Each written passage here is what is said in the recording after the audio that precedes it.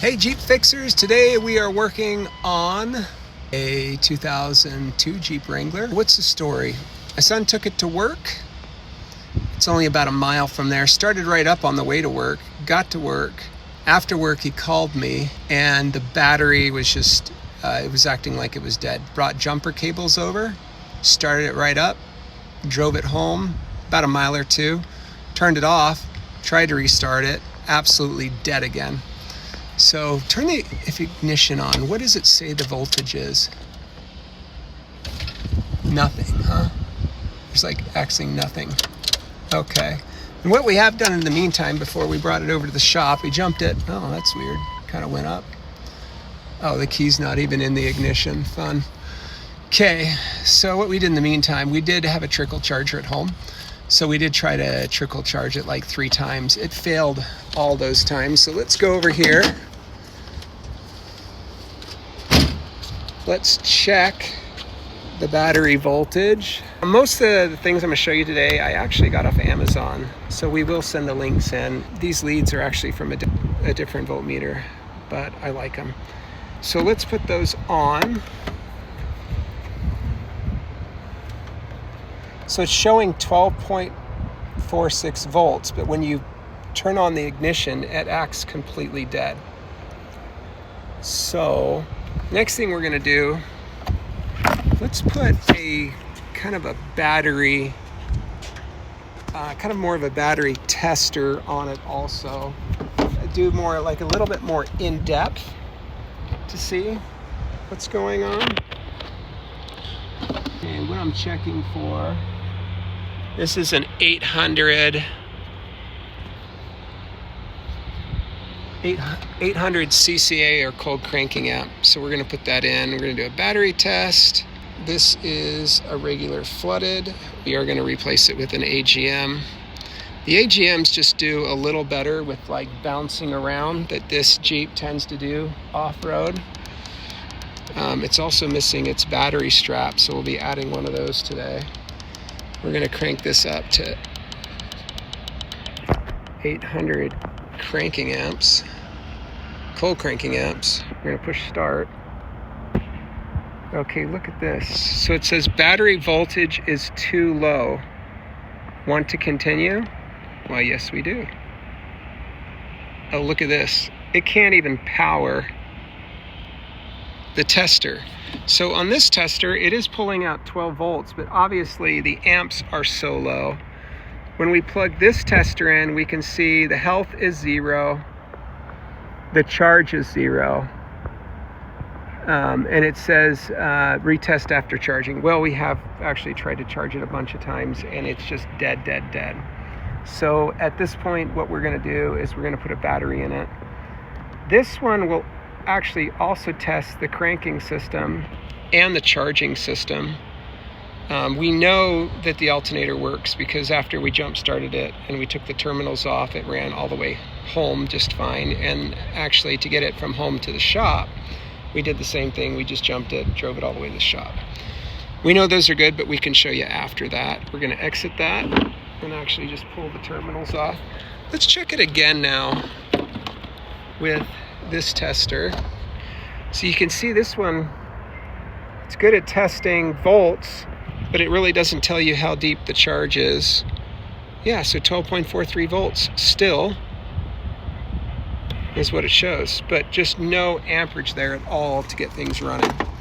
You can see that again by when I showed you the very beginning, the picture of the odometer. Jeeps have a voltage meter in there. It shows you what the voltage is in the Jeep, so test low there.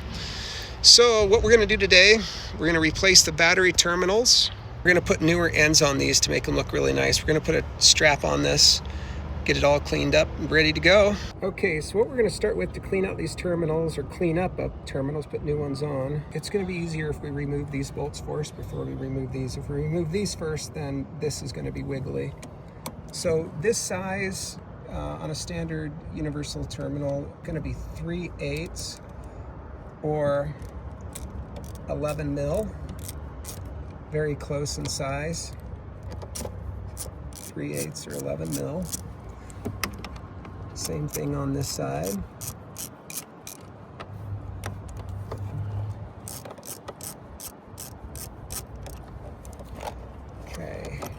going to do is just pull those out and pull the red ones out here. It was fighting me a little bit. Okay, got those two.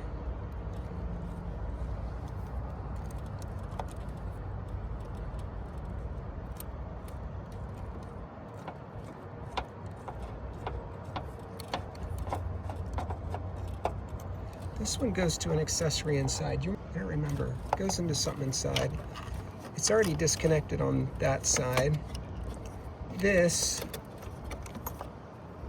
right here goes to the winch on the front, the big fat terminal. Okay. And it does have nuts on the back of these that fall underneath. We can actually cheat this. Since we're putting new terminals on and the battery strap isn't on it, we actually don't even need to remove these. But if you did, you could use a 1/2 inch or a 13 mil. So we're gonna skip that step since we're putting brand new terminals on. Just gonna wiggle this battery out. And this one's an Interstate. This one's just a lead acid, it's a 30-month. These are okay batteries. The ones we really like are the AGMs. We feel like they hold up a much more to bouncing around in a Jeep, you know, going and doing the off-road thing. The only things AGMs that we see struggle with, we have far fewer returns on them, but when they are returned, it's typically for vehicles where the Jeeps are sitting for very long periods of time with not getting ran frequently. So we do see that. But generally we do like the AGM better. Okay, now that we got the battery out, the next thing we are going to do is fix these terminals up, get them really nice before we put the battery back in and have less room. So the terminals that we're gonna use, you can get these off of Amazon as well. I'll put your link in the description there. It's these. And then we also have this crimper. I love this crimper. This crimper has been amazing for, if you just have like a handheld one that you're squeezing on, the terminals can slip off because you really can't squeeze hard enough. With this, it's hydraulic. You can really put a lot of pressure on it. I think this thing produces 1,000 pounds or so of pressure, way more than your hands can. So that's the next thing we're gonna do. We're gonna use a couple different size terminals. On the thick ones, if the wire's really thick, we're gonna use like one of the terminals inside a little thicker. If it's a little thinner, we're gonna use the little thinner one. We'll get you a picture of that. Oh, let me show you this little trick. Kind of this crimper has a lot of different sizes in it, you know, from small all the way down to, you know, big, a lot of different sizes. One of the things we noticed though, even the smallest size is too big for these tiny battery terminals. What we do on these, the little trick, these normally face each other to crimp it in, you know, in that style. But what we do is we flip one around and then keep one, and that puts it puts the pressure on it that we need. What we need, if these are like 18s, we'd need like a 15 or a 14 size, which isn't offered in this set, but it's okay. This actually works really, really good. The other thing you can do, if you have room, you can cut these back and clean them. These are actually, there's not a lot of room left. You can see this one right here. This one goes into the fuse box, this first one. The second one actually goes down to the starter, okay? So we're gonna pick out a small one. You're gonna round it, get it to fit, and then you're gonna slip it in there, push it in, okay, like that. And we're gonna lock it, put it in the on position. We're gonna get it closer. If you have 3 hands on this, it really, really helps. We're gonna put this in here and keep it right in that position.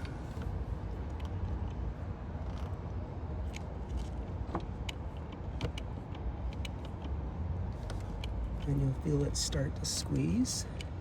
I'm gonna keep it pushed in all the way. Release it. Move it out. And you can see You can see how that's crimped that. That is impossible to remove at this point. You're not going to be able to do that. I've put a lot of weight on that. So that's in there. That's one.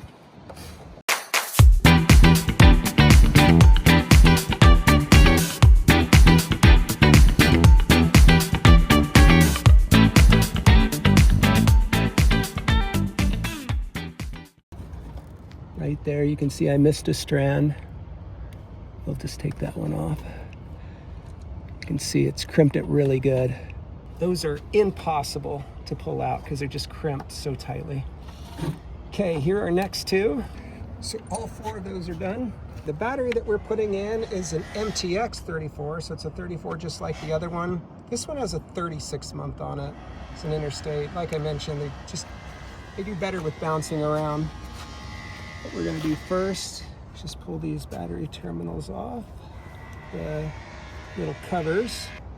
We're going to need to move the terminals out of the way at the same time. Slide it in, and there's very little clearance here, but there is enough. Might get hung up a little bit on the cables there. Okay, so battery's in. Make sure it doesn't sit on top of this vacuum line. When we pulled the old battery out, it was laying right on top of that vacuum line, so make sure it's not doing that. This does slide around a little bit, but the straps will help with that. I wanted to show you these real quick if you're wondering. So this is the wires that go down on the negative side. This one goes to the starter. This one goes down. It's a ground for the engine. The other one is a ground for the body. So the ground for the body, you can see it right here. The ground for the engine is right here. So that's what those go to. So we're gonna, and then what I also did is we're not using the winch anymore. The winch is broken. So I'm not gonna connect this one that we took off of. We're just gonna leave that one off because it's not using it right now. Next thing we're gonna do, I will post one from Amazon as well, but this one, we're a shop, so O'Reilly delivers everything. So we're gonna install this battery hold down. So the battery hold down goes right there.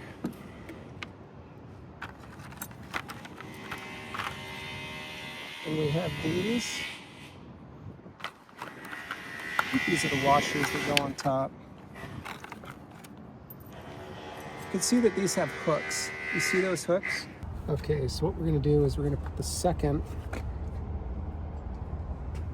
part of the strap down here. I don't know if you can see that. We're just gonna loop it down there and grab it. And we're gonna put this down, strap down. This one is kind of close to the PCM cables. Ideally, they have the factory ones. The factory ones are just a lot harder to get a hold of. Ideally, the best thing to do would be to cut this off after you install that, but it does kind of mess up the threads. So, don't quite like how this is, but this is what we have right now, so this is what we're gonna have to do.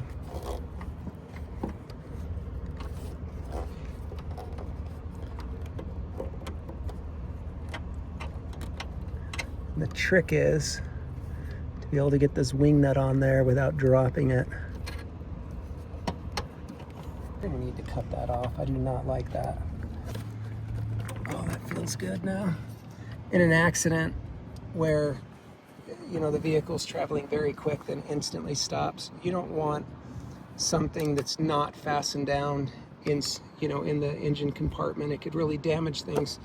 Same thing inside the vehicle, right? Think about that a bit. Just got these. I like having the color on them. You know, the black, the red is for positive, black is for negative. It's nice that you can read the terminals. Positive here, negative here. The problem is, like, once you put the terminals on, it kind of hides that. So you have to go looking around for it. And then the worst thing that can happen is you know, somebody attaches jumper cables to it and attaches the wrong side. So you don't want that. These are gonna have to be opened a bit. If you want, you know, they say felt protectors under there. You can install those if you like. I think we've got some in the shop. Maybe we'll go put those on to make them look pretty. I did go inside the shop and grab these felt things. They are supposed to reduce acid, but the reason why I really like them is because it's another way to tell if it's positive or negative. I actually had a Lexus in the shop about 6 months ago where somebody had switched these around this way, and when it was jumped, because they saw this, they fried something in the vehicle. We ended up fixing it. So it's just another way to tell that you're putting something on right, you know, that it's on right. Put that on. If we remove this right there, so we've got that, and we can put this all the way down. He's sitting up higher, so that's why I chose to do that. I just want it down lower. You can see this is going to need to be opened up a little bit so it sits flatter. And now what we're coming to is, this is the whole purpose, the climax of why we like these connectors. This is the 3/8 or 11 mil. There is a nut under that. Remember, if you keep your finger there, you won't lose it. The originals would just be pushed into there and clamped down. Oh, look at that, I lost the nut. But with this, you can either put it on top or you can put it between it. And we're just gonna slide it right in there. When you do it that way, it kind of acts like a washer too, right? Oh, it won't catch it.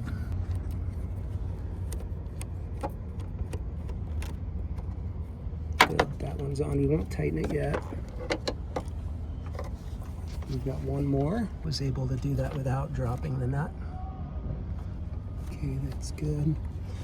Got that down good. Got that on. Now we can just start to tighten these. Remember, if you do the positive for, well, you know how they use, whenever you're working on something, what's the first thing you hear? Disconnect the ground, right? That's what you hear. So we're gonna do the ground last. That's good, that's good.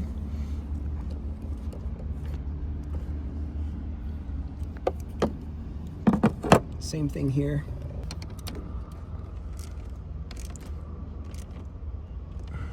Okay, that's good. And then we're gonna switch to the 1/2 inch or the 13 mil to tighten that down. Tighten the terminal down. Is live now. Everything's connected. You don't want to like tighten that, tighten that, tighten that. If you do, you'll just, this is like kind of lead based, so you'll just pull it all the way together and stretch it. It doesn't need that when it's brand new.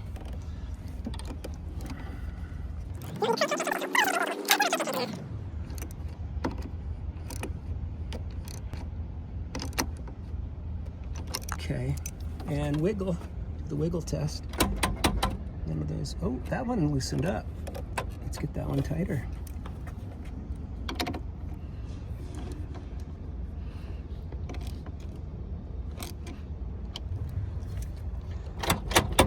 That's tight. Okay, we're gonna need to tighten these terminals up a little bit. I think I am gonna cut these off. I just don't like how high they go.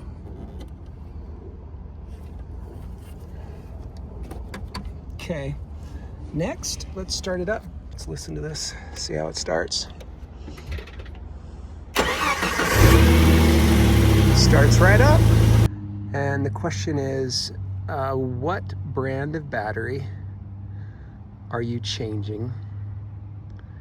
And how long did it last? So in other words, what are you pulling out? How long did it last? And what are you installing? And what do you like? Appreciate the comments. Thanks for watching. Stay off your tops.